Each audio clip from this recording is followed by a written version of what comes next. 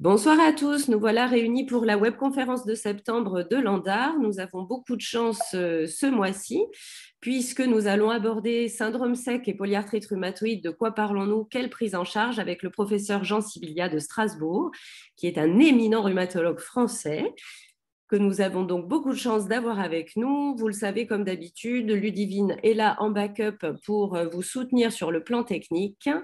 Donc, vous le savez, vous utilisez l'onglet discussion pour vos questions que je remonterai au professeur Sibilia en fin de session. Les petites actus de l'association, alors là, on approche à grands pas du polyarthroton. Donc, pour vous, ce sera 9 et 10 octobre, les journées pour se mobiliser, que ce soit physiquement ou au plan cérébral, faire des défis avec vos associations de marche, peu importe, mais participer puisque c'est pour soutenir un projet sur la recherche spécifique polyarthrite rhumatoïde. Les jours précédents, donc le 7 et le 8 octobre, sont les services de rhumatologie et les laboratoires pharmaceutiques qui vont se mobiliser. Donc, bien sûr, c'est là que Jean Sibilia nous dit que toute son équipe va se mobiliser le 7 et le 8 pour marcher pour la recherche. Donc, je vous informe aussi que nous avons eu l'immense joie et la fierté de remporter le prix MAPPATO, le produit service Happy Patient qui a été décerné grâce au vote des participants.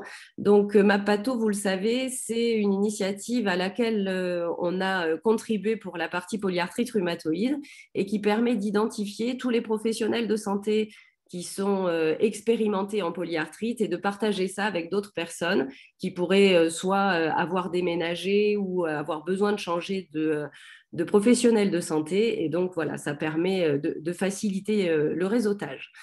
Donc, on a reçu ce prix, on en est très fiers pour notre formation sur la polyarthrite rhumatoïde, ma formation PR, à laquelle vous pouvez évidemment participer. C'est une formation qui est gratuite, une formation en ligne type e-learning. Donc, pour ne manquer aucune information, n'hésitez pas à vous abonner à la newsletter, c'est sans engagement. L'adhésion est évidemment bienvenue, vous le savez, les associations en ont besoin. Donc, je vous laisse aller sur le site de l'ANDAR pour mettre tout ça en place.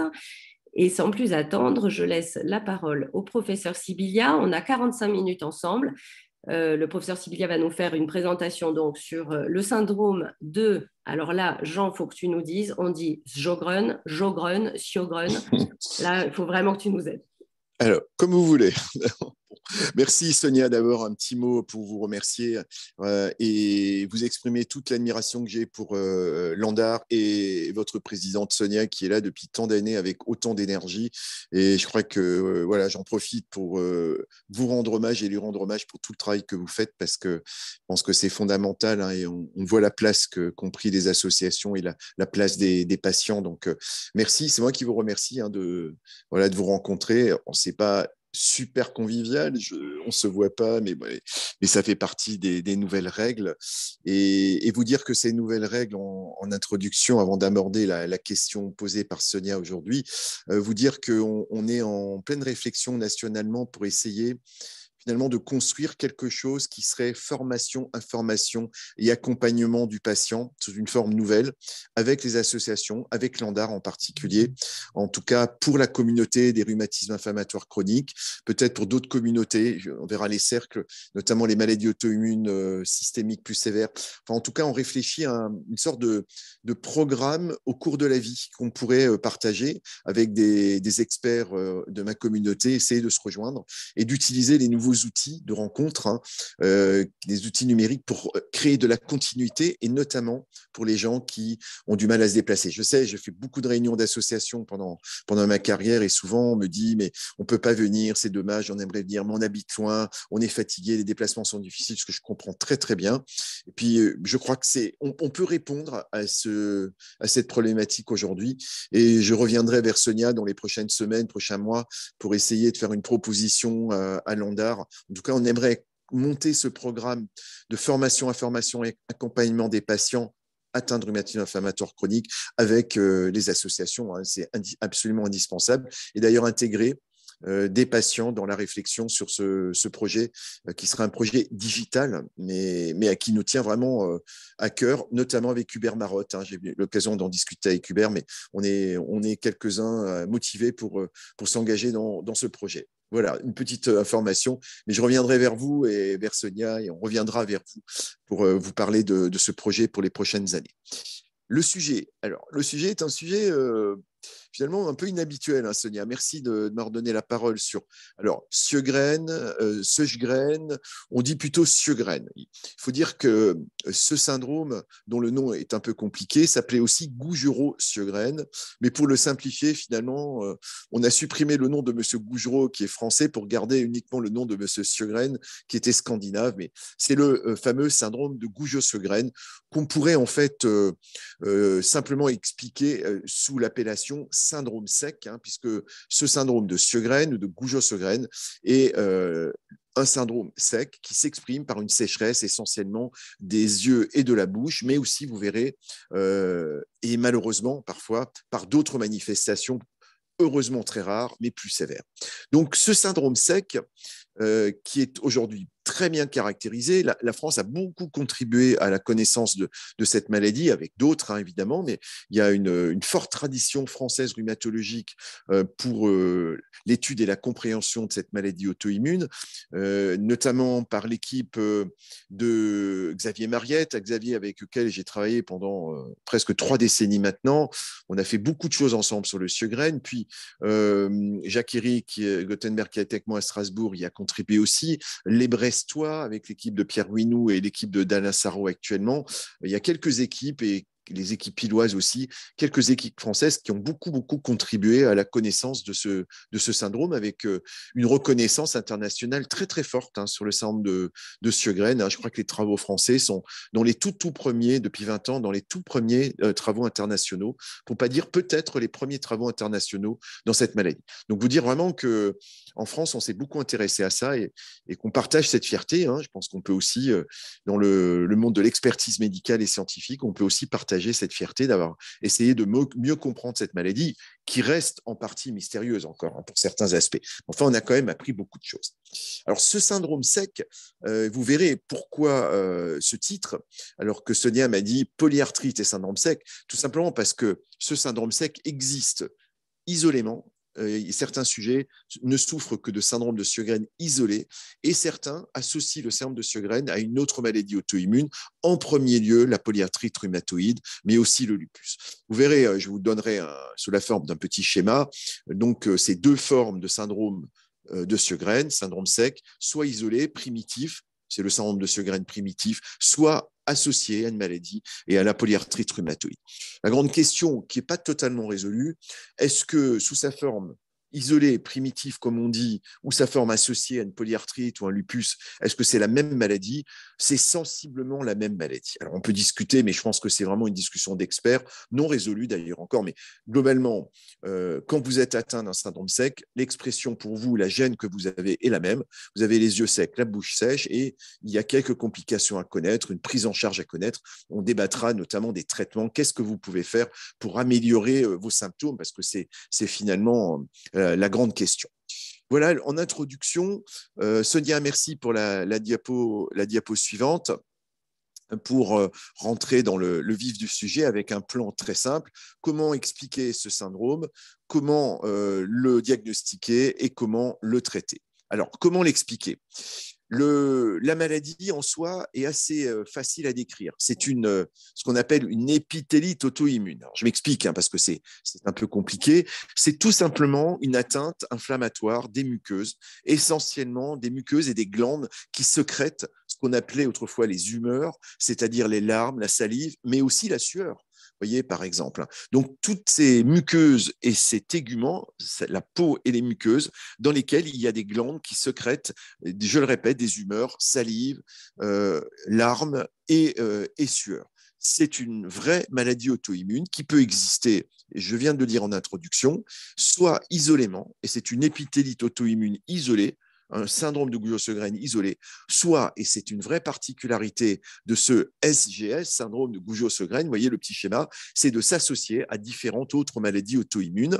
Alors, des maladies, les deux plus fréquentes, je vous l'ai dit, c'est la polyarthrite rhumatoïde, PR et le lupus, mais il y a aussi d'autres maladies auto-immunes qui s'associent. Et puis parfois, on a des patients qui ont ce qu'on appelle des syndromes de chevauchement, qui ont en fait une polyarthrite rhumatoïde, qui ont une maladie du muscle appelée une myosite, puis un syndrome de Gougeot-Sögren et une thyroïdite, par exemple.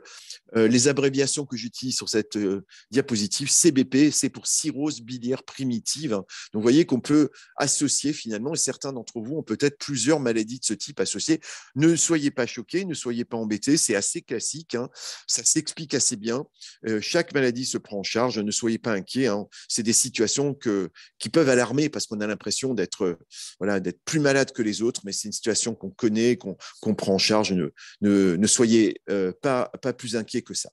Dernier point, j'en reparlerai dans mon diaporama, la forme la plus sévère de ce syndrome de Gougeot-Sögren, malheureusement, et c'est une complication que l'on craint, peut s'associer à une inflammation ganglionnaire, une inflammation qui est cancéreuse, en fait, hein, des ganglions et éventuellement de la moelle, qu'on appelle un lymphome.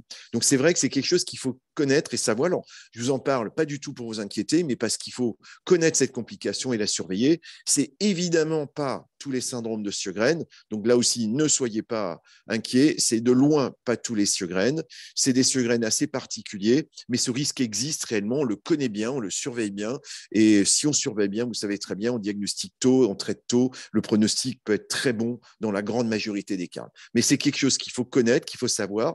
Et ce risque de lymphome est très particulièrement associé au syndrome de Gougeot-Sögren. On le retrouve aussi dans la polyarthrite rhumatoïde, dans d'autres maladies, mais c'est un peu plus fréquent dans le syndrome de Sjögren. Voilà quelques éléments d'introduction pour cadrer un peu ce qu'est cette maladie et ses contours. Avec diapo suivante, des hypothèses encore totalement c'est le principe d'une hypothèse totalement en cours d'étude. Diapo suivante, Sodia. Ces hypothèses pour expliquer un syndrome de Gougeot-Sögren seraient peut-être que cette épithélite auto-immune, cette maladie auto-immune des muqueuses et de la peau, soit induite par des virus. Et ça fait très longtemps, plusieurs décennies, et Xavier y a contribué, vous voyez, je cite un travail de Xavier dans les années 90, y a contribué par l'étude de nombreux virus, hein, et notamment des virus qui sont devenus très célèbres, comme le virus de l'hépatite C, hein, HCV, ou le virus de Epstein-Barr, hein, ce fameux virus de la mononucléose infectieuse qui est susceptible de déclencher ce type de maladie. Force est de constater qu'après 3 ou 4 décennies d'études, il n'y a pas de preuve formelle du déclenchement par un virus précis.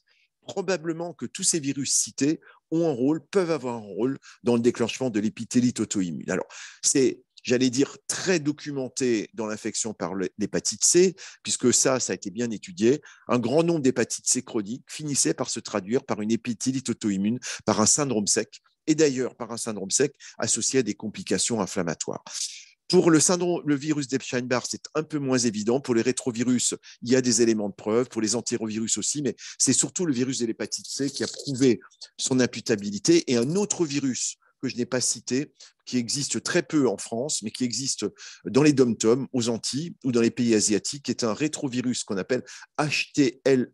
Non pas, c'est pas le VIH, l'HTLV 3 VIH, mais c'est HTLV1, c'est un autre rétrovirus humain qui était connu depuis de nombreuses années et qui est responsable ou de complications neurologiques ou hématologiques. Et ce rétrovirus que l'on trouve aux Antilles peut être responsable d'un syndrome sec. Mais là, on est vraiment dans des situations rares, exceptionnelles. L'énorme majorité des syndromes secs et des syndromes de Gougeot-Sögren ne sont pas liés à ces virus, mais sont liés à une autre cause qui souvent reste inconnue. Diapo suivante. En revanche, ce qui est connu, si on ne connaît pas le déclencheur, en revanche, on connaît l'enchaînement des phénomènes immunologiques. Alors, j'ai vraiment choisi une diapositive extrêmement simple, mais pour montrer qu'on a appris beaucoup de choses. On a donc appris que dans l'axe de la mécanique de ce syndrome de Sjögren, il y a quelque chose qui déclenche une inflammation des muqueuses. Alors, dans la bouche, dans les yeux, sur la peau, partout ou seulement à un endroit. Ça aussi, ça reste mystérieux. Il y a des gens qui se plaignent surtout d'une sécheresse de la bouche, d'autres des yeux, d'autres les deux, d'autres de la peau. Donc, c'est assez étonnant. On n'a pas tout compris, je vous l'ai dit.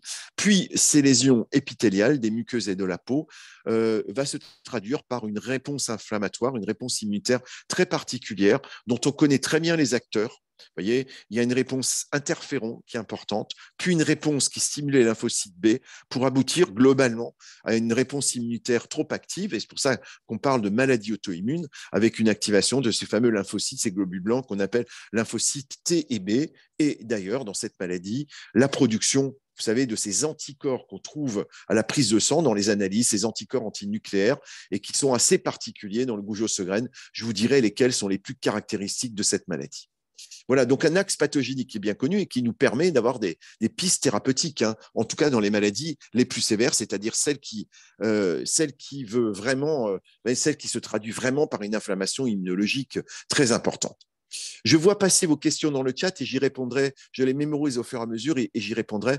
Et là, vous venez de poser une question extrêmement intéressante, qui est une question de définition. Alors, est-ce que syndrome de Gougeot-Sögren est égal à syndrome sec? Je vous expliquerai les choses dans quelques diapositives. Diapo suivante. Montrer comment ça fonctionne de façon sous la forme d'un seul schéma. Je n'ai mis que 2 diapositives pour vous expliquer le schéma. Vous voyez, le starter, celui qui active l'immunité, qui est peut-être un virus, mais pas que, peut-être aussi des hormones, peut-être aussi des toxiques, peut-être aussi d'autres substances de l'environnement qu'on ne connaît pas encore. En tout cas, quoi qu'il en soit, vous voyez qu'il y a 3 étapes extrêmement bien détaillées aujourd'hui. Je reprends ce que je viens de dire précédemment en plus développé. L'étape de synthèse de l'interféron. Cet interféron va avoir de multiples actions sur les lymphocytes T et les lymphocytes B par l'intermédiaire de chémokines et de cytokines, notamment par une deuxième étape qui est la production de cette cytokine très célèbre maintenant qui s'appelle BAF, pour aboutir à la stimulation des lymphocytes T, des lymphocytes B et la production en fait d'auto-anticorps et la production de cellules très actives. C'est ça, c'est le schéma d'une maladie auto-immune aujourd'hui qu'on a bien comprise. Et si vous suivez la phase 4 qui n'est pas sur ce schéma-là, la phase 4 serait l'amplification de cette maladie auto-immune, aboutissant à, j'allais dire, à un excès très important de l'activation des lymphocytes B, et cette activation chronique dérégulée totalement excessive des lymphocytes B, c'est ce qui peut mener parfois un certain nombre de patients à des lymphomes. Mais comme je vous l'ai dit, cette complication qui sont ces lymphomes B reste évidemment inconstante, très inconstante, c'est qu'une toute petite minorité des Gougeot-Sögren qui développent un lymphome B, même si ce lymphome B est plus fréquent dans le Gougerot que dans d'autres maladies auto-immunes. Diapo suivante. Pour aborder un autre aspect de la maladie qui est vraiment très intéressante, qui est de la réponse immunitaire à la dérégulation glandulaire. Alors, je m'explique parce que ça, c'est une découverte qu'on a faite déjà il y a quelques années, c'est que finalement, il y a des malades qui ont une activation immunologique très grande et qui ne sont pas secs ou très peu secs, et inversement, vous avez des gens qui sont très secs et qui ont une réponse immunitaire assez modérée. Alors, ça reste un peu, je vous le présente de façon un peu simplifiée, évidemment, mais je pense qu'il y a un vrai sujet, et notamment ce sujet est qu'il existe dans les maladies auto-immunes et le Gougeot-Sögren en particulier, une dérégulation de ce qu'on appelle le système nerveux végétatif. C'est assez simple à comprendre. Vous savez, le système végétatif, sympathique, parasympathique, c'est celui qui est activé par différentes émotions en particulier. Vous savez, quand vous avez, je prends un exemple très précis, quand vous avez une émotion très forte, un stress très fort, vous avez la bouche sèche. Hein. C'est bien pour ça qu'on met un verre, vous savez, dans les conférences, bon, évidemment, on peut s'assécher la bouche, c'est compliqué à dire, en parlant parce qu'on parle beaucoup, mais aussi l'émotion d'une conférence, l'émotion amoureuse, ça aussi, c'est le stress amoureux, qui est un bon stress, évidemment, assèche la bouche. Hein, donc, il y a vraiment des phénomènes qu'on appelle neurovégétatifs, hein, qui passent par l'innervation sympathique parasympathique. Et on pense que dans le syndrome de Gougeot-Sögren, une partie de la sécheresse ne s'explique pas que par l'atteinte des glandes qui produisent les larmes et la salive, mais par un phénomène neurologique qui vient bloquer la sécrétion. Et ça, on le doit à des études très précises. Hein.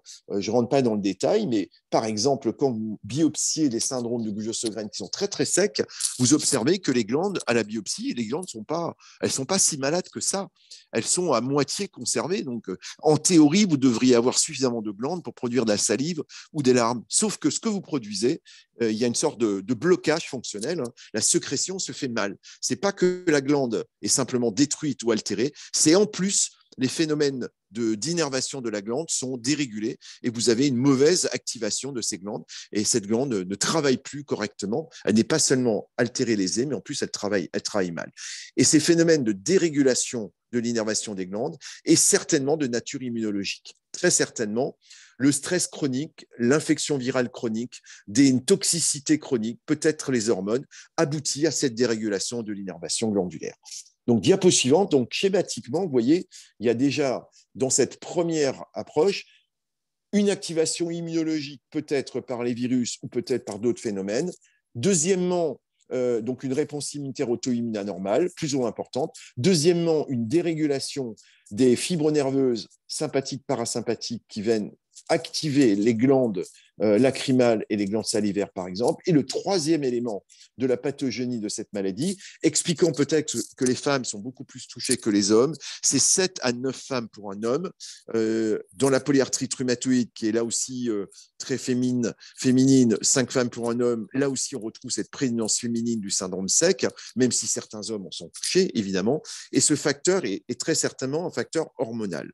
Donc ça a été bien étudié aujourd'hui. Le rôle des hormones existe hein, et on voit, vous voyez, dans ce modèle extrêmement simple, hein, bon, c'est un modèle, c'est très expérimental. Hein. Une souris n'est pas un homme, bien évidemment, mais en fait, quand vous ôtez les ovaires à une souris femelle, vous observez plein de complications, évidemment, hormonales, mais vous observez, c'est quand même assez impressionnant, vous observez en fait une réponse immunitaire qui apparaît dans les glandes, et notamment avec une destruction, ce qu'on appelle les acinus, c'est les cellules des glandes en fait. Acinus veut dire cellules glandulaires productrices de larmes et de salive. Et donc, simplement le fait de couper les hormones, de supprimer les hormones, entraîne une anomalie immunitaire et une anomalie glandulaire qui va vers la sécheresse. Alors, ça vous amène à la question que vous avez posée. Vous allez me dire, il suffit d'être ménopausé et la sécheresse s'aggrave. Eh bien oui, absolument. Et j'allais dire, des façons de mimer le Gougeot-Sögren ou de croire qu'on a un Gougeot-Sögren, c'est d'être ménopausé. Clairement, la ménopause n'est pas un Gougeot-Sögren. La ménopause amène à une carence hormonale et elle amène à une sécheresse de la bouche et des yeux chez certaines femmes, pas chez tout le monde, qui n'est pas un Gougeot-Sögren, mais qui est une simple sécheresse, j'allais dire, hormonale liée à la carence en œstrogènes, aux hormones femelles. Mais dans la maladie immunologique, le fait qu'il manque ces hormones est un facteur aggravant. Donc, voyez, vous comprenez bien, on peut donc avoir un syndrome sec qui apparaît avec la ménopause, qui n'a rien à voir avec un Gougeot-Sögren immunologique, mais le fait de manquer d'hormones ou d'avoir une sécrétion pas physiologique peut amener aussi à une part de la sécheresse dans le Gougeot-Sögren. Vous voyez, c'est subtil. Hein, la part hormonale, elle n'est pas exclusive à la maladie, elle existe aussi dans la physiologie quotidienne. Hein. Beaucoup de femmes le savent bien, quand on est ménopausé, on a une sécheresse des muqueuses, on a les yeux un peu plus secs, on a les muqueuses. Il n'y a pas de tabou, hein, il y a une sécheresse des muqueuses vaginales, hein, par exemple. C'est bien connu et les gynécologues sont confrontés à cette problématique-là. On a une sécheresse de la peau qui est très connue, la peau qui gratte parce qu'elle est sèche. Ça, c'est la sécheresse hormonale, banale. Mais si vous êtes en plus en difficulté hormonale dans un Gougeot-Sögren, c'est certainement un facteur qui peut participer à l'origine de cette maladie. Voilà pour le troisième facteur. Diapo suivante. J'ai pris volontiers, diapo suivante, j'ai pris volontiers beaucoup de temps pour vous expliquer simplement comment on explique cette maladie. Donc, je le répète, les 3 facteurs qui expliquent cette maladie, c'est une réponse immunitaire auto-immune déclenchée par des agents, peut-être des virus, mais on ne connaît pas tout. Deuxièmement, le deuxième phénomène, un phénomène de dérégulation neurovégétative de ces fibres sympathiques et parasympathiques. Et troisièmement, un cofacteur hormonal, expliquant entre autres que les femmes sont plus touchées que les hommes et qui vient compléter la pathogénie. Qui fait quoi, l'œuf ou la poule? Donc j'ai vu la question et j'ai vu la question aussi sur l'hépatite C. Et je vous ai dit que l'hépatite C est un modèle particulier parce que là, l'hépatite C, comme le virus HTLV1 et un ou deux autres virus, on est sûr que ce virus a un effet cyanotrope, c'est-à-dire va vraiment altérer, c'est le virus lui-même qui va léser les glandes salivaires. Et vous êtes plus, j'allais dire, dans une épithélite viron-induite par le VHC ou par HTLV1 que dans une maladie auto-immune idiopathique. Alors, je reconnais que c'est subtil, hein, c'est compliqué à comprendre, mais je vais essayer de le réexpliquer encore avec d'autres mots. Dans la sécheresse que j'explique, vous avez la sécheresse arrive après la ménopause par la carence œstrogénique. Vous avez donc une sécheresse qui peut être induite par des virus comme le virus de l'hépatite C et le virus HTLV1. Cette sécheresse liée au virus peut être isolée ou devenir un goujat segrène. Dans un certain nombre de cas, la maladie induite par le virus de l'hépatite C dérive progressivement et aboutit à une sorte de réaction immunitaire des glandes salivaires. Alors, est-ce que c'est la même chose qu'un goujat segrène auto-immun avec des auto-anticorps? Oui ou non? C'est probablement un petit peu différent. C'est une sorte de modèle expérimental de syndrome de Sjögren induit par un virus. Et il y a 2-3 virus, hein, et notamment le virus C, notamment HTLV1, qui induit ces choses. Mais dans la majorité des syndromes de Sjögren qu'on appelle primitifs, hein, il n'y a pas de virus connu. Et aujourd'hui, d'ailleurs, dans le diagnostic d'un syndrome de Sjögren, on recherche systématiquement le virus de l'hépatite C, le VIH aussi, parce que le VIH peut donner des choses qui ressemblent. HTLV1, quand on vient de population à risque, hein, on recherche systématiquement l'existence d'une infection virale. Et si cette infection virale est déterminée, on parlera plutôt de syndrome sec viron-induit ou de syndrome de Gougeot-Sjögren viron-induit. Donc, c'est une situation un peu particulière liée à 2-3 virus. Hein. Peut-être qu'il y en a d'autres, mais aujourd'hui, on ne les connaît pas. Donc voilà, j'ai essayé de répondre à vos questions et je reviendrai de toute façon sur le diagnostic, comment diagnostiquer, comment interroger pour essayer de bien clarifier ce syndrome de Gougeot-Sjögren. Donc, étape 2, comment le diagnostiquer? Donc, le diagnostiquer, finalement, c'est assez simple. Hein, diapo suivante, hein, c'est assez simple hein, parce que c'est un diagnostic qui est très clinique, hein, d'une maladie qui est assez fréquente. Hein. En fait, en médecine, on dit xérostomie, xérophthalmie, c'est-à-dire sécheresse, xérostomie, c'est sécheresse de la bouche, xérophthalmie, sécheresse des yeux, associée dans la grande majorité des cas à une grande fatigue et à des douleurs articulaires. Ça, c'est la description typique et simplifiée du Gougeot-Sjögren. Elle n'est pas exclusive parce que dans les Gougeot-Sjögren, j'y reviendrai, on a évidemment d'autres manifestations. Certains patients ont la peau sèche qui gratte, certains tous comme dans l'asthme parce qu'ils ont une sécheresse de la muqueuse bronchique, etc. Mais j'y reviendrai. Mais globalement, les points cardinaux, les 4 points cardinaux les plus fréquents dans le Gougeot-Sjögren, qu'il soit primitif ou qu'il soit associé à une polyarthrite, un lupus ou une autre maladie auto-immune, schématiquement, j'ai la bouche sèche, j'ai les yeux secs, j'ai des douleurs et j'ai la fatigue.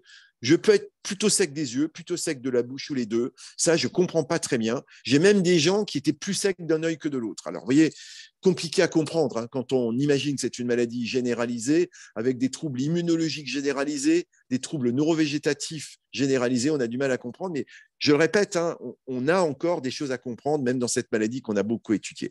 Je vous ai dit que ça touche 9 femmes pour un homme, je l'ai déjà dit, et je répète, hein, c'est important. On peut trouver cette maladie isolément, toute seule, simplement, s'exprimant par la sécheresse de la bouche, des yeux, de la peau, etc., ou associée en premier lieu à une polyarthrite rhumatoïde.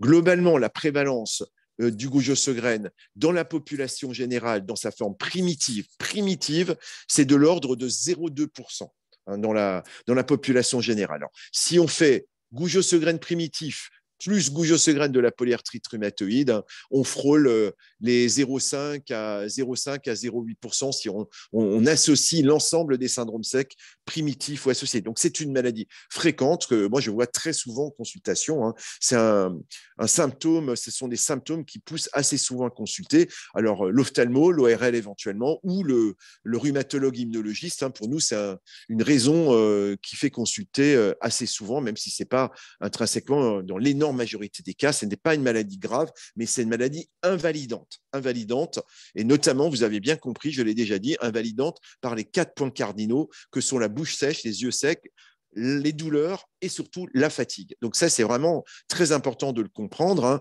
et je crois qu'il faut écouter les patients. Vous savez, le docteur, il est extrêmement bienveillant. Tous vos docteurs sont bienveillants au fond, mais parfois, il y en a qui hiérarchisent un peu les choses. Et pour certains docteurs, il y a des choses importantes, des choses moins importantes. Il ne faut pas leur en vouloir, en fait. Mais moi, je crois qu'il faut aujourd'hui, et ça a changé, quelqu'un qui a finalement pas de maladie grave, mais qui a les yeux secs et la bouche sèche tout le temps, croyez-moi, j'ai vu beaucoup de patients avec des gouttes de Sjögren, c'est sacrément embêtant dans la vie. Sacrément embêtant. Évidemment, c'est pas peut-être une polyarthrite, c'est pas une atteinte rénale du lupus, c'est pas un neurolupus, c'est pas une atteinte pulmonaire qui mène à la fibrose pulmonaire. Et évidemment, mais c'est très embêtant d'avoir la bouche sèche et les yeux secs tout le temps. C'est très invalidant dans la qualité de vie quotidienne. Et je crois je crois que c'est un des résultats majeurs de la relation entre les docteurs et les associations de patients et notre nouvelle façon de voir les choses. Aujourd'hui, on est beaucoup plus sensible qu'avant à ces symptômes qui vous empoisonnent la vie et pour lesquels finalement on n'a pas toujours des traitements. Et c'est peut-être pour ça que certains docteurs sont un peu désespérés. Comme il n'y a pas vraiment de traitement, de biothérapie, de traitement immunologique et qu'on ne peut pas toujours faire de miracle, on sous-estime un peu le symptôme. Mais je crois qu'il faut garder le contact avec le patient. Et puis, je dis souvent, c'est le malade qui a raison. Il faut écouter le patient, quelle que soit, la nature et la gravité des choses.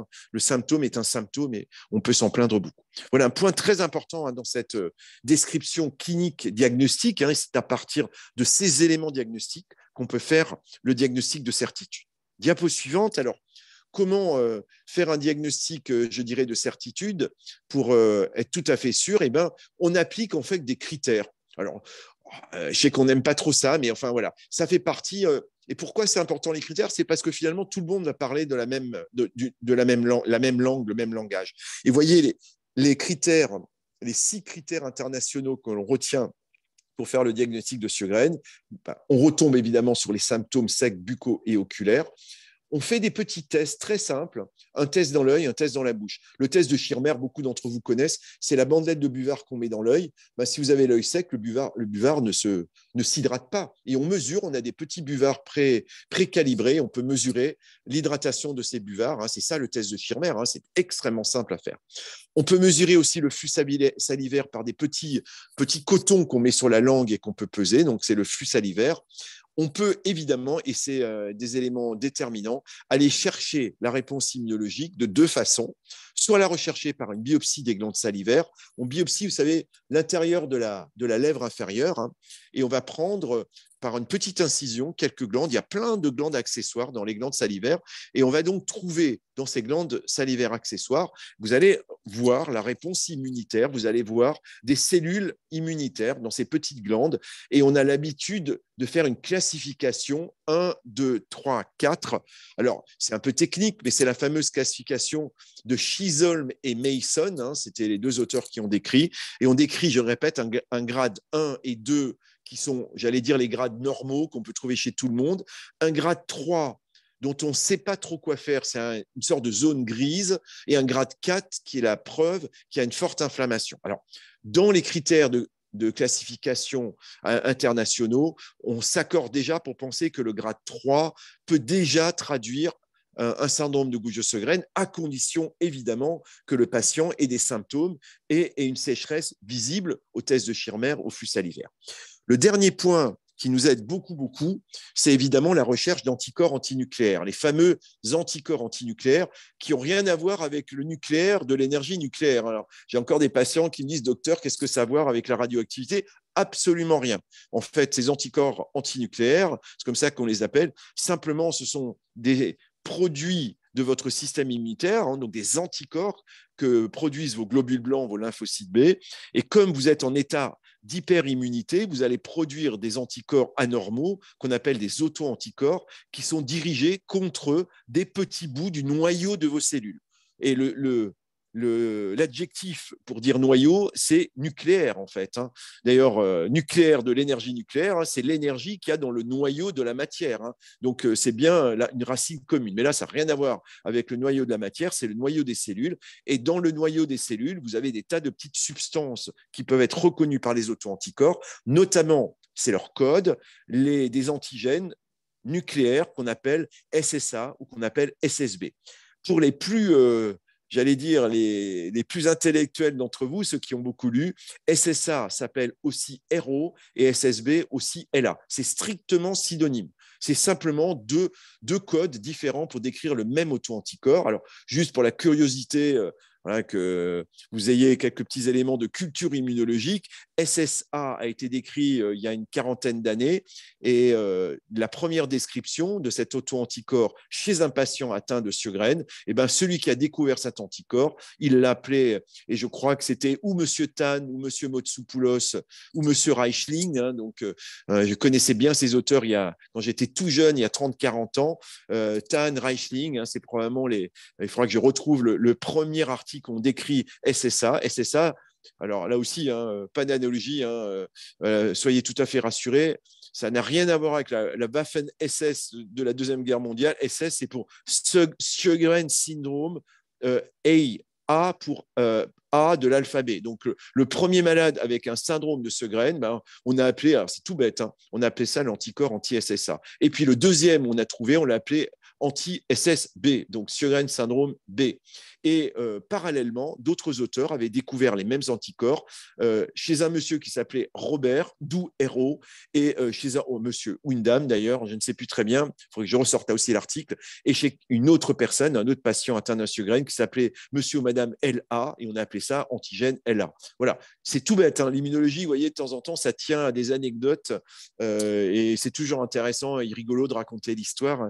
Et moi, j'étais plongé là-dedans tout petit. J'ai commencé ma carrière de tout jeune rhumatologue, immunologiste, immunopathologiste en m'intéressant au RO-SSA. Ça a été ma première passion médicale, c'était m'intéresser. J'ai fait ma thèse de médecine et j'ai fait mon mémoire de DEA, de master à l'époque, sur les anticorps anti-RO-SSA. Donc, vous voyez, c'est des vieux amis que je connais depuis plus de 3 décennies, presque pas loin de 4 décennies dans quelques temps. Voilà. Diapo suivante, donc 6 critères internationaux que l'on utilise au quotidien avec, vous voyez, ce fameux, voilà, la biopsie des glandes salivaires pour montrer à quoi ça ressemble. Voilà une glande salivaire. Tout ce qui est blanc, c'est de la glande, et tout ce qui est noir avec des petits points, c'est des amas cellulaires anormaux. On ne devrait pas avoir dans les glandes, il n'y a pas de raison de trouver des amas de lymphocytes. Si vous trouvez des amas de lymphocytes dans la glande, c'est que la glande est anormale, elle est immunologiquement anormale, elle est auto-immune, et donc il se passe dans la glande une épithélite auto-immune, et c'est ça que vous voyez à l'histologie salivaire.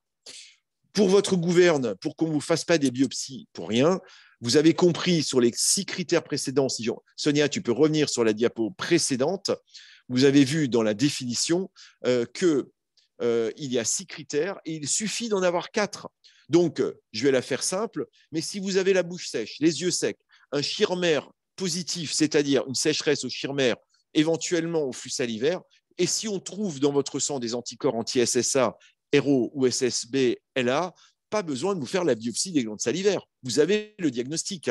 Donc, de temps en temps, moi, je vois des gens qui viennent avec 2-3 biopsies. Le diagnostic, voilà, on n'avait pas besoin, on n'a pas formellement besoin de la biopsie si vous avez notamment en particulier les anticorps anti-SSA et SSB.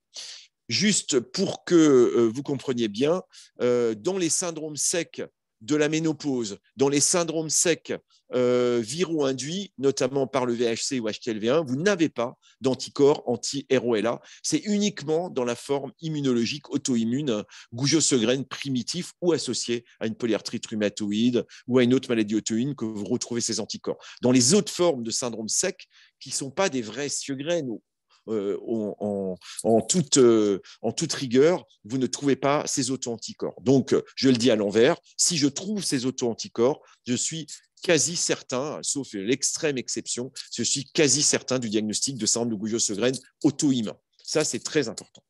Diapo suivante. Pour vous montrer encore quelques éléments, et notamment 2 éléments qui me paraissent importants, c'est-à-dire les complications, le retentissement du syndrome de Sjögren primitif et secondaire d'ailleurs. En l'occurrence, voilà une diapo que j'avais faite pour le primitif, mais on peut faire exactement la même chose pour le secondaire. Donc, si c'est un syndrome sec au cours d'une PR, les conséquences sont exactement les mêmes. Vous avez des conséquences sur la douleur, avec des douleurs musculo-articulaires et ou neurologiques, il existe parfois une inflammation, une neuropathie, comme on dit. Alors, très intéressant, les douleurs du Sjögren dans la polyarthrite rhumatoïde, c'est parfois un vrai piège, parce que finalement, les gens atteints de polyarthrite rhumatoïde ont une maladie articulaire inflammatoire très bien contrôlée, mais ils peuvent garder des douleurs chroniques sans gonflement articulaire. Et très souvent, dans ces cas-là, il y a un certain nombre de Gougeot Sjögren associés. Alors, j'allais dire, ne vous réjouissez pas trop tôt. C'est pas parce qu'on sait ça qu'on sait traiter ces douleurs. On sait très mal traiter cette participation douloureuse du Sjögren, un peu bâtarde, vous voyez, qui sont des douleurs chroniques qui ressemblent beaucoup et qui s'apparentent parfois à des douleurs fibromyalgiques. Et c'est peut-être parce que la fibromyalgie partage le désordre neurovégétatif avec le Sjögren que l'on trouve autant de fibromyalgie dans le Sjögren. Je m'explique, hein. Moi je crois que la fibromyalgie est une maladie neurovégétative, hein, essentiellement, plus une maladie neurologique qu'une maladie locomotrice, hein, ostéo-articulaire. Et très certainement, il existe une part de manifestation de désordre neurovégétatif dans la fibromyalgie et dans le Sjögren qui est partagée, puisque près de 40% des Sjögren ont un tableau de fibromyalgie ou apparenté. Donc ça, c'est quand même très important. Et c'est très important pour une chose très simple. Si vous avez un Sjögren associé à une polyarthrite rhumatoïde, si le rhumatologue vous dit mais la polyarthrite est très bien contrôlée, il n'y a plus d'inflammation, il y a plus de synovite à l'échographie, tout va bien, mais que vous gardez une fatigue et des douleurs, c'est peut-être que vous avez un volet Sjögren avec une partie fibromyalgique. Et dans ce cas-là, il faut bien l'étudier, il faut bien l'analyser et il ne faut pas de surenchère thérapeutique excessive parce que les traitements ne marchent pas sur cette partie douloureuse, malheureusement. Souvent, dans cette circonstance, vous avez un deuxième volet qui est la fatigue. Alors, cette fatigue, elle est là aussi très complexe à analyser. La fatigue, vous savez, c'est un grand sujet, on n'a pas le temps d'en parler. La fatigue est très fréquente et très importante dans le Sjögren, peut-être encore plus que dans la polyarthrite rhumatoïde. Et alors, a fortiori, très présente cette fatigue, cette asthénie, quand vous avez une polyarthrite avec un Sjögren. Et on ne sait toujours pas si cette fatigue est la conséquence directe ou indirecte de l'inflammation. Donc, c'est toujours pareil, œuf ou poule, hein. En tout cas, c'est clair que cette fatigue chronique, qu'elle soit d'origine inflammatoire, qu'elle soit d'origine post-inflammatoire, elle a des répercussions sur votre vie quotidienne, des répercussions psychiques, hein. La fatigue, ça fatigue en fait, hein. C'est assez terrible, mais c'est très, très gênant. Et le troisième volet principal du retentissement quotidien de ce syndrome de Sjögren, c'est évidemment les sécheresses. Et là, je vous ai déjà dit qu'on parle, et dans les critères, vous avez vu, on ne parle que de la sécheresse de la bouche et des yeux. OK, c'est peut-être le plus fréquent, mais on sous-estime l'importance de la sécheresse de la peau, qui, quand une peau est sèche, elle gratte, ça peut être très gênant, de la sécheresse muqueuse vaginale notamment, de la sécheresse bronchique, et probablement, et c'est très mal étudié encore, il existe d'autres entre guillemets, perturbations, et peut-être que la muqueuse intestinale est aussi altérée avec ce qu'on appelle des dysbioses. Vous savez, le microbiote, la flore intestinale qui est probablement anormale dans cette maladie, ça a été assez peu étudié, ça méritera d'être étudié en détail, mais il y a probablement beaucoup de Sjögren ont des troubles digestifs, ont des côlons irritables, vous voyez, des colopathies fonctionnelles. Les Sjögren n'ont pas de Miki, n'ont pas de Crohn, hein, de rectocolite, mais ils ont des dérèglements intestinaux dont on est en train d'explorer l'origine. C'est un énorme domaine, hein. On partage ça avec les gastros. C'est encore, il y a beaucoup de choses à connaître encore sur ces troubles digestifs fonctionnels dans les maladies auto-immunes, hein. C'est tout un domaine qu'on est en train de... On ouvre la boîte, quoi, pour l'instant. On ouvre la boîte. Donc voilà les trois conséquences qui sont les plus fréquentes, j'allais dire peut-être les plus banales. Et vous avez, après ces éléments-là, diapositive. Voilà, une petite rupture. Voilà. Après les complications, j'allais dire les plus classiques, vous avez dans le syndrome de Gougeot-Sjögren des complications malheureusement plus sévères. Alors, je ne reprendrai pas la complication qui est la plus rare, mais qu'on craint le plus, qui sont les lymphomes. Rassurez-vous, 99% des Gougeot-Sjögren et des syndromes secs ne feront jamais de lymphome. Soyez rassurés. Ouais, ça reste une complication extrêmement rare. Plus de 99% n'en font pas. Alors, tout dépend évidemment de la forme. Dans les études, ça va de 0,5 à 5% selon les populations. C'est extrêmement difficile. En plus, ce sont des séries très anciennes. En revanche, par rapport à la population générale, le risque de faire un lymphome par rapport au sujet lambda dans la population, si vous avez un Sjögren auto-immun, une épithélite auto-immune, ce risque de lymphome, il est augmenté de 5 à 7 fois. Donc, c'est une augmentation significative, mais le risque en valeur absolue, il est très rare. Le risque d'atteinte rénale de néphropathie, c'est très rare. Le risque d'atteinte pulmonaire, c'est très rare. Et le risque d'atteinte neurologique périphérique et centrale, le central, l'atteinte cérébrale qui a été décrite, qui ressemble un peu à une sclérose en plaques, c'est très rare en fait, en réalité. Par contre, ce qui est un peu plus fréquent, ce sont les neuropathies, les polynévrites. Pour faire dans le langage populaire, il y a un bon nombre quand même de Sjögren, 5%, 10%, 15%, selon l'âge, selon les comorbidités, qui développent une polynévrite sensitive, très rarement sensitivo-motrice, mais ces neuropathies sensitives qu'on appelle axonale par dégénérescence axonale, c'est quand même très embêtant parce que ça donne des brûlures, des picotements, un inconfort la nuit, vous savez, les jambes qui brûlent, etc. Vous connaissez tout ça. Malheureusement, vous savez très bien que sur les polynévrites aujourd'hui, à part donner des traitements qui atténuent la douleur et de faire des cures, de faire des petites choses, il n'y a pas de traitement malheureusement miracle de ces neuropathies chroniques. Hein. On n'a pas véritablement beaucoup d'aide thérapeutique, ce qui n'est pas le cas pour les atteintes neurologiques les plus sévères qui sont liées non pas à la dégénérescence des nerfs, mais à l'inflammation. Là, on a des traitements qui peuvent être efficaces. Hein. Donc, dans les neuropathies ou dans les polyradiculonévrites inflammatoires aiguës ou chroniques, là, on a des thérapeutiques qui fonctionnent. Mais dans les petites polynévrites chroniques, il faut reconnaître que les thérapeutiques sont un peu décevantes.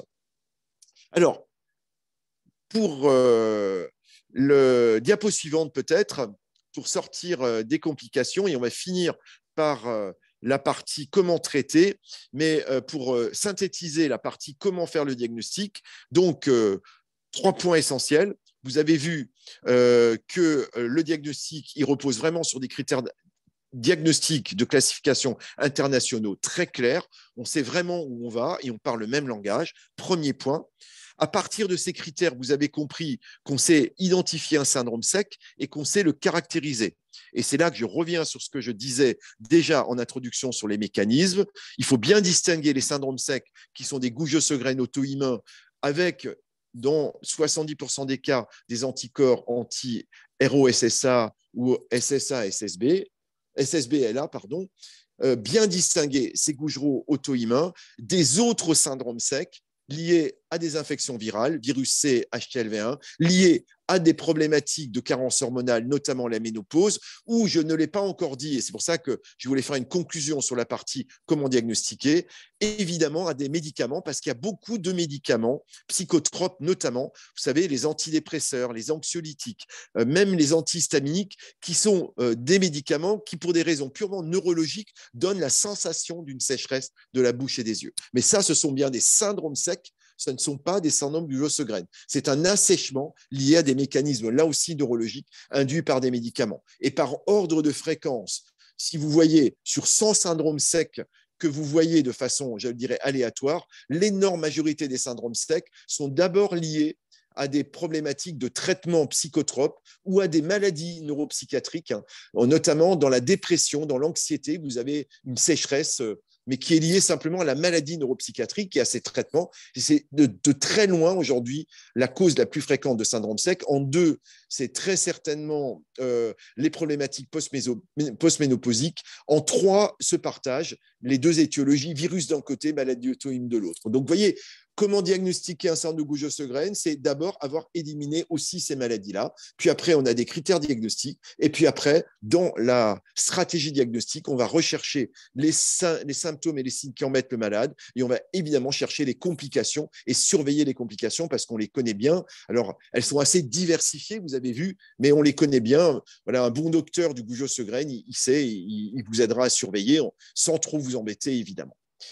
Je finis par la dernière partie, c'est comment traiter. Diapo suivante. Alors, évidemment, dans comment traiter, il y a deux parties. Hein. Il y a la partie comment améliorer les symptômes, c'est-à-dire traiter la sécheresse de la bouche et des muqueuses. Alors, il y a d'abord des choses très simples qu'il faut rappeler. On peut aider tout bêtement avec de la salive artificielle. Je reconnais que ce n'est pas génial, l'effet est très transitoire.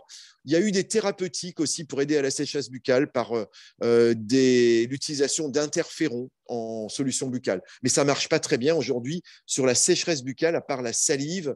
En local, il n'y a vraiment pas beaucoup d'autres thérapeutiques. Pour les autres muqueuses, on peut utiliser évidemment des crèmes hydratantes. On peut utiliser pour la sécheresse muqueuse vaginale des gels vaginaux qui existent. Pour le nez, on peut utiliser, alors je ne vais pas citer des marques, hein, mais on peut utiliser du Stérimar cuivré, Physiomère.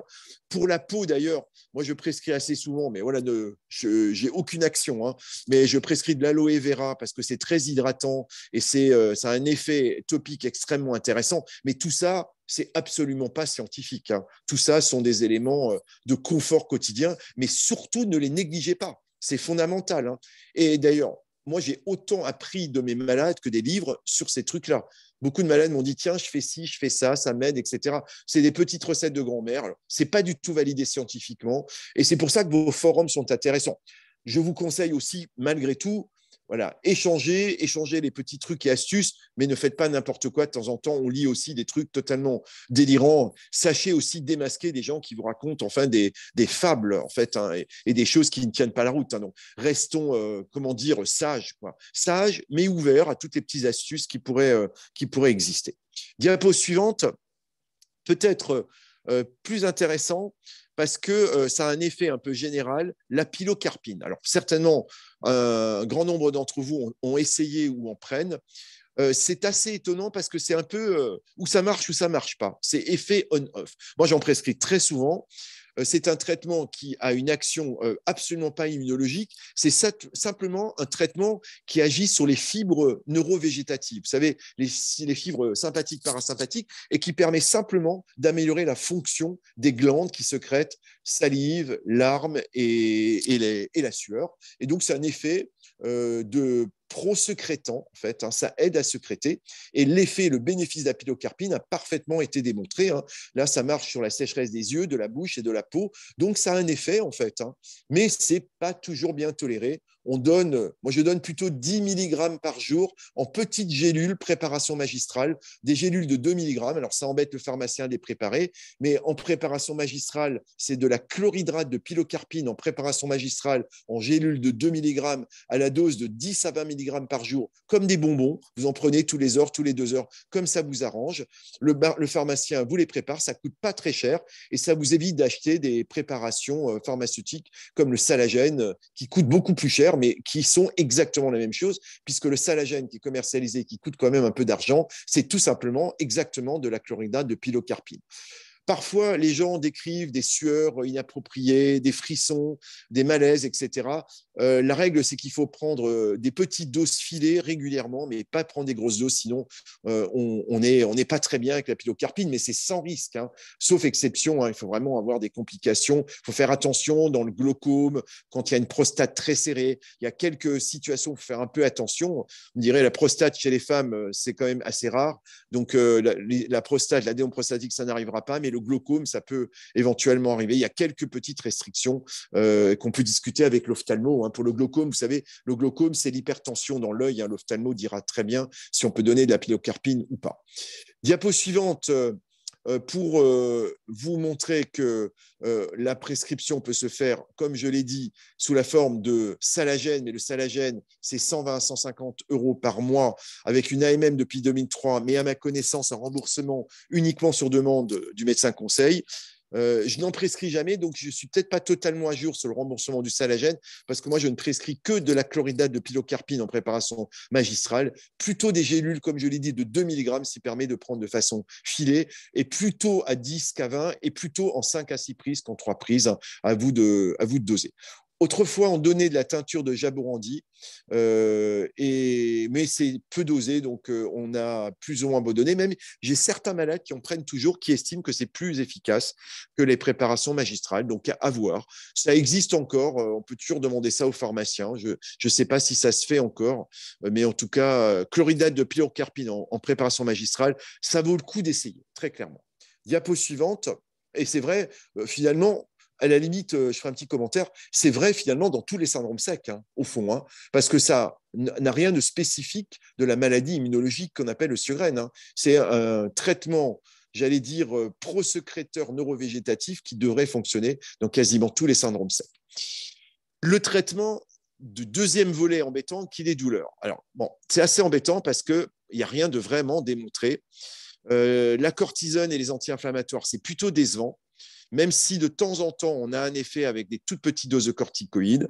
Ma recommandation, en tout cas sur les douleurs diffuses qu'on a souvent associées au syndrome sec, dans le syndrome de Gaucher-Segren primitif ou dans les Sjögren associés à l'APR, si ce ne sont pas évidemment des douleurs inflammatoires articulaires, si ça n'est pas de la synovite, mais sur ces douleurs chroniques un peu diffuses, la cortisone, c'est assez décevant. Alors, parfois, il y a des malades qui disent je suis très content avec 5 ou 10 mg. En tout cas, ne prenez jamais plus de 10 mg, voire 5 mg. L'effet, vous allez perdre, le bénéfice-risque de trop de corticoïdes n'est pas bon. On essaye très souvent le Rivotril, le Neurontin, le Laroxyl à petite dose. J'avoue sincèrement que je ne suis pas un fan de ces médicaments. C'est des psychotropes dont certains aggravent le syndrome sec. Ces molécules, comme le Rivotril, le Laroxyl, même à petite dose, parfois aggravent le syndrome sec. Donc, vous allez améliorer un peu la douleur. Vous améliorez certainement les troubles du sommeil qui sont très fréquents dans ces syndromes secs douloureux et fatigué, et vous améliorez le sommeil, mais parfois au prix d'une aggravation du syndrome sec. Donc, tout ça est à manier avec prudence. Il n'y a presque pas de données scientifiques, médicales, EBM, comme on dit, Evidence-Based Medicine, mais tout ça est à discuter avec son rhumatologue pour essayer de trouver la meilleure recette pour essayer de vous aider. Diapo suivante. Pour la fatigue, j'ai zappé la fatigue parce que vous le savez, aujourd'hui, il n'y a pas de thérapeutique médicamenteuse de la fatigue. Je pense que c'est important d'améliorer le sommeil, c'est très important. Et les thérapeutiques de la fatigue chronique, à ma connaissance, la seule chose qui marche sont les thérapeutiques non médicamenteuses, c'est-à-dire l'activité physique qui est fondamentale, c'est super important, même quand on est fatigué, de faire quand même ce qu'on peut faire, ainsi que, moi j'y crois, les thérapeutiques non médicamenteuses de type sophro, méditation, ce que vous voulez, acupuncture, tous ces petits trucs finalement, ça peut vous apporter, tous ces petits trucs peuvent vous apporter un certain bénéfice. Pour les traitements de fond, du Sjögren auto-immun, immunologique, vous allez me dire, c'est désespérant. Et Dieu sait qu'en France, avec Xavier en particulier, j'ai fait un nombre d'études avec Xavier. En 20 ans, on en a fait 6 ou 7. Et bon, force est de constater qu'il n'y a pas beaucoup de traitements de fond qui ont démontré leur efficacité. En particulier, le plaquenil. Le plaquenil qu'on prescrit de temps en temps parce qu'il a une efficacité sur les douleurs articulaires, mais globalement, sur la sécheresse, la fatigue, il n'y a pas véritablement d'effet dans le Gaucher-Segren. Mais c'est vrai qu'on est parfois poussé à l'utiliser parce que vous voyez que ça marche quand même un peu sur les arthrites, ça marche un peu quand il y a des complications comme des purpura, ce qui est assez rare aujourd'hui dans le Sjögren, mais ça n'a pas d'effet sur la sécheresse. Pas d'effet sur la sécheresse, pas d'effet sur la fatigue. Donc, c'est un médicament relativement décevant. Je ne dis pas qu'il ne faut pas le donner, mais en tout cas, on n'a pas de niveau de preuve élevé pour le donner, ou on peut dire même pas de preuve du tout. Diapo suivante. Pour vous montrer, je crois, l'étude qu'on avait faite, c'est une étude strasbourgeoise qu'on a publiée dans le JAMA il y a quelques années, l'étude Joker. On avait vraiment fait l'effort d'essayer de valider contre placebo l'intérêt du plaquenil parce que, vous savez, quand vous utilisez ces médicaments, vous avez toujours l'impression que ça marche un peu parce que vous voyez des malades qui disent « docteur, c'est mieux, je veux le garder ». Bon. Et c'est exactement comme dans la Covid, comme ça a été fait à Marseille. Pas d'études randomisées, mais vous avez toujours l'impression que ça marche. C'est comme ça. Quand vous faites une étude vraiment rigoureuse scientifiquement, c'est ce qu'on a fait à Strasbourg avec l'étude Joker, c'est Jacques Éric qui avait coordonné l'étude. Résultat, zéro bénéfice. On n'a absolument pas pu démontrer l'intérêt du plaquenil. Mais je le répète, on finit quand même par le donner de temps en temps, ou le poursuit de temps en temps. Mais c'est une affaire, j'allais dire, d'experts et de relation avec le malade. Si le malade estime qu'il a un bénéfice, c'est un colloque singulier entre le malade et le médecin, et de temps en temps, on poursuit le traitement. Diapo suivante. Après voilà, c'était les résultats. Enfin, vous voyez, c'est pour vous montrer ce que je vous regardez les deux colonnes. La colonne de gauche placebo, PBO c'est placebo, HCQ c'est hydroxychloroquine. Vous voyez répondeur non répondeur. C'est une étude faite en aveugle et randomisée. Vous voyez qu'il n'y a aucune différence. Aucune différence. Donc, je vous montre ça parce que c'est intéressant. Vous voyez, la crise Covid a montré toutes les conneries qu'on peut raconter. Vous voyez, il faut un médecin, bien sûr, un médecin, il est là pour soigner. Et j'ai bien entendu et j'ai apprécié ce qui a été dit à Marseille par Didier Raoult, de dire on est là pour soigner, évidemment. Mais à un moment donné, oui, mais il faut soigner aussi en ayant des éléments de preuve, parce que sinon, vous soignez comment quand vous n'avez pas de preuve? Vous donnez quoi à votre malade? Et c'est juste pas possible. Enfin, c'est bien sûr l'expression très bienveillante, certainement, d'un scientifique qui n'est pas docteur, quoi. Enfin, voilà, qui s'est éloigné de la pratique quotidienne, hein, et je le regrette un petit peu. Mais voilà, c'est juste pour montrer que la crise Covid a révélé des choses voilà, que nous, on connaît bien et qui méritent que j'y refasse ces quelques précisions. Et je fais ça avec une immense bienveillance parce que il faut. C'est pas la peine de stigmatiser qui que ce soit.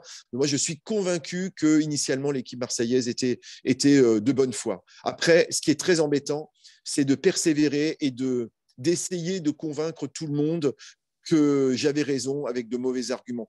Vous connaissez l'aphorisme latin qui est que c'est perseverare diabolicum est, hein, c'est persévérer qui est diabolique. Hein. C'est pas avoir de la conviction, de la passion, mais c'est persévérer, essayer de continuer à faire croire qu'on avait raison. Ça, c'est pas forcément très bien pour les malades. Voilà, je m'arrête là parce que ouais, je pouvais pas ne pas dire un petit mot sur l'hydroxychloroquine. Hein, et aujourd'hui, vous pouvez regarder les études, il n'y a aucune preuve d'efficacité de l'hydroxychloroquine dans la Covid. Hein. Il n'y a aucune preuve objective. Après, voilà, et Dieu sait qu'il y en a eu des études hein, dans cette malheureuse affection virale. On passe à la fin de mon exposé thérapeutique. Hein. Sur des associations, on a testé, vous voyez aussi des associations. Alors, il n'y a pas que dans la Covid qu'on a testé les associations plaquenil plus quelque chose. Hein. Les rhumatologues, on a testé aussi plaquenil plus l'eflunomide, c'est l'Arava, avec un petit effet. Vous voyez, c'était une étude dans des petits effectifs, hein, très petits effectifs. Hein, vous voyez, donc difficile de se faire une idée formelle, mais diapo suivante. Hein, cette association l'eflunomide plaquenil, vous voyez que c'est une étude pilote hein, avec une petite efficacité clinique hein, chez à peu près la moitié des malades, mais confirmation est nécessaire.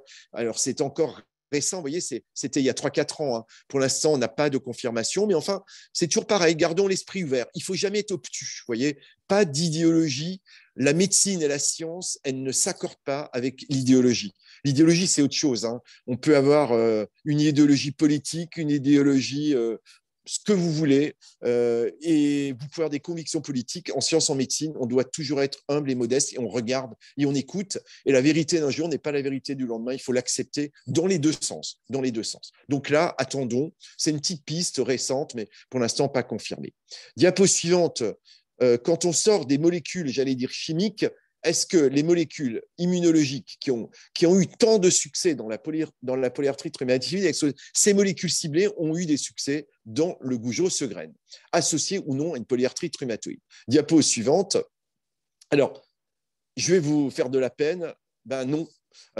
C'est Xavier et moi qui avons été les premiers en 2004, dans les années 2000, à faire la première étude randomisée avec un biologique dans le Gougeot-Segren. Cette étude qui s'appelait l'étude TRIPS hein, d'ailleurs, hein, et on s'était amusé d'ailleurs à faire un jeu de mots parce que cette étude était strictement négative. Hein. Je crois que je vous montre le résultat. Démontre formellement, là aussi, dans une étude contrôlée, randomisée, qu'on a fait il y a 20 ans maintenant avec Xavier, diapo suivante. Hein. Je crois que l'étude TRIPS, voilà.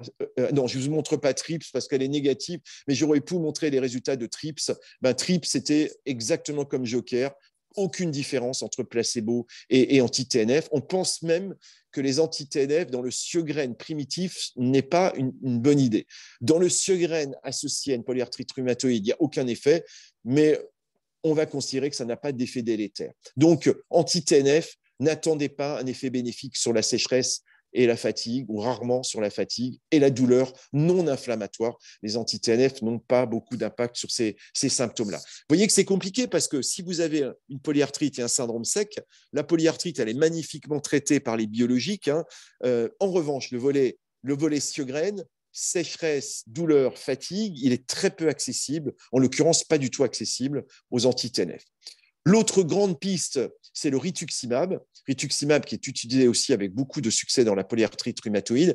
Et il a été testé là aussi par différentes études, dont une étude française et des études hollandaises, notamment les études TEARS et l'étude TRACTIS. Mais ces études, dont l'étude TEARS française qui avait été coordonnée par Alain Sarraud, n'ont pas montré, ces études bien faites, n'ont pas montré réellement d'efficacité, malheureusement, du rituximab dans le Gougeot-Segren.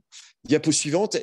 Et en préparant mon topo, je me suis rendu compte en fait que finalement, on a beaucoup utilisé le rituximab dans le Gougeot Segren.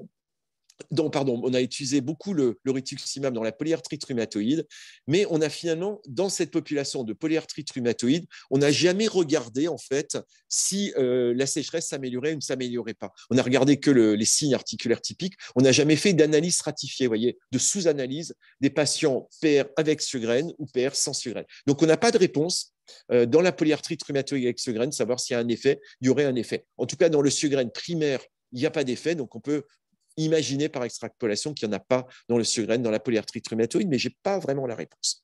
Il y a d'autres pistes, et voilà, c'est un papier de mon équipe, et en premier auteur, un papier récent, de 2019 dans Autoimmunity Reviews, qu'on a publié, qui est diapo suivante, qui est le... Ah pardon, j'ai pas mis le schéma, mais ce n'est pas très grave, mais cette revue de synthèse que Sonia pourra vous distribuer fait un peu la synthèse de toutes les pistes encore en action qui sont évaluées dans le Gougeot Segren. Et on a évidemment quelques molécules actuellement en cours d'évaluation, notamment, c'est très intéressant, le fameux Belimumab, le Benlysta, qui est une molécule intéressante dans le lupus.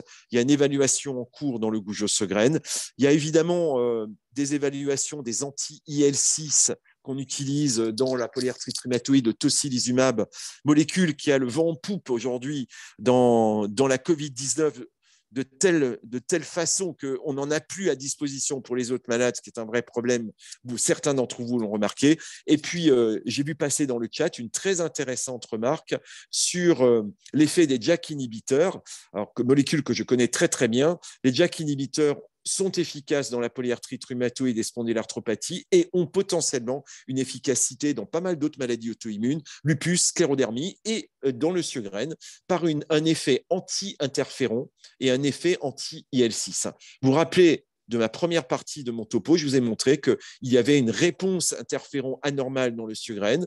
Peut-être que l'effet anti-interféron des JAK inhibiteurs est intéressant, à condition, évidemment, ça c'est une condition importante qu'il faut bien comprendre, et c'est un peu le mot de la conclusion, c'est que souvent dans les maladies auto-immunes dont vous souffrez et qu'on décrit, finalement, quand on vous prend en charge, la maladie évolue déjà depuis très, très, très, très longtemps, même si les symptômes sont pour vous relativement récents. Mais immunologiquement, la maladie est déjà très évoluée. Et on a l'impression que quand on vient à ce stade-là de la maladie, on arrive un peu tard, en tout cas pour des manifestations comme la sécheresse, la fatigue, on arrive un peu tard et que ça se joue avant. Et donc, moi, mon objectif, et c'est pour ça qu'on a un grand projet à Strasbourg qui s'appelle l'Institut Pacifique, qui est un institut européen des maladies auto-immunes qu'on essaie de construire avec notamment nos amis allemands, luxembourgeois et mon ami Laurent Perrin-Birollet à Nancy. On essaie d'avoir des visions d'avenir. Bon, ça ne sera plus pour moi, mais c'est pour la prochaine génération, en tout cas pour enclencher les choses de telle sorte qu'on puisse détecter la polyarthrite rhumatoïde ou Gougeot Segren très, très, très tôt, idéalement avant les débuts de la maladie. Ça, c'est une autre conférence que je pourrais vous faire un jour sur comment finalement, un jour guérir la polyarthrite rhumatoïde, peut-être par un diagnostic précoce avant les premiers signes cliniques, au moment où la maladie se met en place immunologiquement. Et ce qui est vrai pour la polyarthrite est vrai pour le Sjögren. Donc, je crois que l'avenir, ça sera de détecter les sujets à risque et de les détecter très, très tôt pour bloquer la réponse immunitaire avant qu'il y ait de la lésion et de la destruction des glandes de l'articulation ou d'autres tissus, comme dans le lupus, du tissu rénal, pulmonaire et autres. Voilà. Donc, j'espère que je vous ai apporté quelques informations. J'ai essayé de prendre un peu mon temps pour vous expliquer parce que c'est un sujet qui reste quand même technique, compliqué. Il y a une actualité gigantesque. Je vous ai résumé 30 ou 40 ans de littérature, mais il y a des milliers d'articles sur le Gougeot Segren. Mais je vous ai fait une synthèse, j'espère, compréhensible. J'ai essayé de le rendre le plus compréhensible possible et j'ai répondu déjà au fil de l'eau à quelques questions du chat. Voilà, si vous avez encore une ou deux questions, je suis à votre disposition. Et le diaporama, il est partageable. Sonia, c'est mes diapos, donc elle peut vous les laisser si vous voulez le garder pour revoir un certain point. De toute façon, la webconférence sera disponible dès demain en replay à volonté, en podcast aussi. Donc, voilà, tous ceux qui n'ont pas pu se connecter ce soir pourront l'écouter dans un second temps et tous ceux qui se sont connectés, qui voudraient la réécouter, le pourront à loisir. Je te fais remonter quelques questions, notamment une question autour de la prise en charge quand on a un Gougerot-Sjogren, Sjogren, maintenant je vais le dire correctement, une polyarthrite et qu'il y a un désir d'enfant. Comment ça se passe la grossesse? Oui, alors très bonne question. La sécheresse en soi et la fatigue n'a aucune conséquence directe en fait sur le risque et la grossesse. En revanche, très bonne question parce que derrière la problématique des symptômes, il y a une problématique immunologique que vous avez peut-être déjà vu aborder. Vous savez que quand on a des anticorps anti-RO SSA et SSA SSB, LA, quand on a ce type d'anticorps dans le sang, surtout les RO SSA, que vous ayez un Gougerot-Sjogren et un lupus, parce que ces anticorps se retrouvent aussi dans le lupus, en fait, c'est l'autre maladie où on peut les détecter, ces anticorps peuvent passer, alors c'est très très bizarre, c'est une maladie très connue, très rare, mais très connue, qui entraîne une anomalie du cœur du bébé que vous portez. Les anticorps passent à travers le placenta de la maman vers le bébé, et ces anticorps anti-RO-SSA ont la particularité très très très originale dans le mauvais sens du terme, de se loger dans le cœur du bébé pendant que le cœur se met en place entre la 16e et la 24e semaine de la grossesse, de la gestation. Et ces anticorps, en se localisant dans le cœur du bébé, ils vont provoquer une inflammation du cœur du bébé et votre bébé va naître avec ce qu'on appelle un bloc auriculo-ventriculaire congénital. Alors, pas dans tous les cas. Voilà la complication qui existe. Schématiquement, c'est une femme sur 20 qui a des anticorps anti-SSA risque d'avoir une femme sur 20, une sur 100. Une sur 20, c'est le plus pessimiste et un sur 100, c'est probablement le plus réaliste. Une femme sur 20, une femme sur 100, quand elle a des anti-SSA, donc ce qui est possible dans le Sjogren, au moment de la grossesse, elle peut malheureusement avoir un bébé qui a un bloc auriculo-ventriculaire congénital. Donc, c'est connu. Si vous êtes suivi avec cet anticorps pendant la grossesse, votre médecin le sait. Il y a une procédure de surveillance du bébé pendant la grossesse où l'échographiste va surveiller le bébé entre la 16e et la 24e semaine. On va surveiller. Il n'y a malheureusement pas de traitement préventif. On ne peut pas prévenir. On ne peut que constater et éventuellement accueillir le bébé. Et on met, moi ça m'est arrivé quelques fois, c'est quand même une complication très très rare, hein, il faut le dire, et on accueille le bébé, on met des pacemakers parfois, des bébés qui viennent de naître, hein. Ce sont des pacemakers qui poussent avec la croissance, la sonde va pousser avec la croissance, on fait des trucs absolument dingues, et un bébé avec un BAV, il vit toute sa vie sans aucun problème, hein. Il grandit, il travaille, il se développe, enfin moi j'en ai quelques-uns, ça pose aucun problème, et évidemment c'est un peu stressant pour tout le monde, hein, évidemment. Donc voilà, grossesse, Sjogren, il n'y a pas de problème, sauf si vous avez un anti-SSA, et là, il faut surveiller de très près. J'exclus, bien sûr, grossesse, Sjogren, viron induit. Voilà, une grossesse, c'est un virus C, avec un syndrome Sjogren, ce n'est pas la même chose, hein, mais là, je suis dans les situations de Sjogren auto-immun, strictement. Alors, je te pose une dernière question et après, désolé pour tous les gens qui vont être un peu frustrés que leurs questions ne soient pas remontées. Est-ce que le syndrome de Gougerot-Sjogren peut provoquer une atteinte neurologique? Oui, je l'ai dit, hein, vous avez entendu. Je vous ai dit qu'il existe des atteintes neurologiques assez variées. Les atteintes neurologiques du cerveau sont très, très rares. Elles existent, je crois, mais elles sont très rares. Elles peuvent ressembler à des scléroses en plaques. Alors, difficile de dire si c'est un Sjogren avec une sclérose en plaques ou une atteinte cérébrale du Gougerot-Sjogren. Ça, c'est un long débat qui traîne depuis longtemps, mais ça ne change rien en fond, hein. Ça ne change pas grand-chose, mais c'est très, très, très rare. Donc, ces atteintes du cerveau existent, sont très, très rares. En revanche, ce qui est plus fréquent, c'est les atteintes des nerfs périphériques, hein, les polynévrites notamment. Ça, c'est beaucoup plus fréquent, mais il existe dans les polynévrites, il ne faut pas vous alarmer, il en existe, c'est vrai, des sévères, hein, de temps en temps, des formes sensitivo-motrices sévères, mais beaucoup de polynévrites sont moins sévères. Ça ne veut pas dire qu'elles ne sont pas embêtantes, hein. Avoir les orteils qui piquent, qui grattent, qui brûlent, ça peut être très embêtant, même si ça n'est pas grave en soi. Oui, oui. Donc, il y a des atteintes neurologiques du Sjogren, c'est assez fréquent, et peut-être qu'il y a encore des choses à découvrir, hein. J'ai vu passer un message sur le Parkinson dans le chat. Il n'y a pas de Parkinson, hein. Enfin, moi, j'ai des Sjogren. J'ai 2-3 Sjogren qui ont un Parkinson, mais je ne crois pas. Notamment, je pense à une de mes patientes que j'aime beaucoup, que je connais bien, qui était infirmière d'ailleurs, et qui a développé dans le cadre d'un Sjogren, et c'est ça, un hémi-Parkinson. Je l'ai traité d'ailleurs comme une maladie immunologique. Ça n'a pas permis de contrôler le Parkinson, mais je me suis toujours dit qu'il y a une relation de cause à effet. Mais c'est indémontrable. Voilà. Il y a des histoires de chasse qui traînent comme ça, mais difficile d'affirmer l'imputabilité de la relation entre les deux. Merci beaucoup, Jean. C'était très complet. Dans le chat, tout le monde a bien relevé que c'était très clair. Évidemment, on te remercie pour le temps. Mais là, on ne te voit plus. La nuit est Ah oui, tombée. oui, la nuit est tombée, j'ai pas allumé la lumière, je suis désolé, hein, je sors du colloque des RIP là, que j'organise. Là, j'ai organisé le meeting des RIP pendant 2 jours pour tous les immunopathologistes de France. Donc, on a parlé du Sjögren, vous voyez, pendant ces 2 jours. Et je suis dans ma chambre d'hôtel, mais j'ai oublié d'allumer la lumière. Mais c'est pas grave, voilà. Moi, je vous vois. Mais merci beaucoup. On nous demande pourquoi les conférences ne durent pas plus longtemps, mais parce que c'est déjà beaucoup de temps que nous consacrent les intervenants. Donc, on ne va pas être plus gourmand que ça. Je te remercie encore beaucoup. On reparlera de ce dont tu parlais en introduction. Je rappelle aussi qu'il y a une association spécifique pour les syndromes secs. Je l'ai mis dans le chat. C'est la FGS. Donc, n'hésitez pas à vous tourner vers eux si vous êtes concernés. Ils seront évidemment de bons conseils. Donc, C'est une merci encore, association. Jean. Ouais, Sonia, c'est vous dire un mot de l'FGS avec qui je travaille depuis très très longtemps. C'est une remarquable association. Elle est absolument remarquable, hein. C'est des gens formidables, très dynamiques. Et d'ailleurs, la présidente emblématique que j'ai beaucoup aimée est décédée il n'y a pas longtemps. Et voilà, je lui ai rendu hommage parce que c'est une association formidable et c'est des gens comme Landar, hein. Voilà, et donc n'hésitez pas à les contacter, hein. C'est vraiment une super association dynamique et très sympathique. Merci beaucoup. Bonsoir à tous. On vous attend sur le polyarthroton, hein, je vous le rappelle. C'est fin de semaine prochaine. C'est important que chacun contribue à la hauteur de ses possibilités, mais chaque pas compte et reverse de l'argent pour la recherche. Je vous souhaite une très bonne soirée et au mois prochain, le sujet est encore à déterminer. Bonsoir.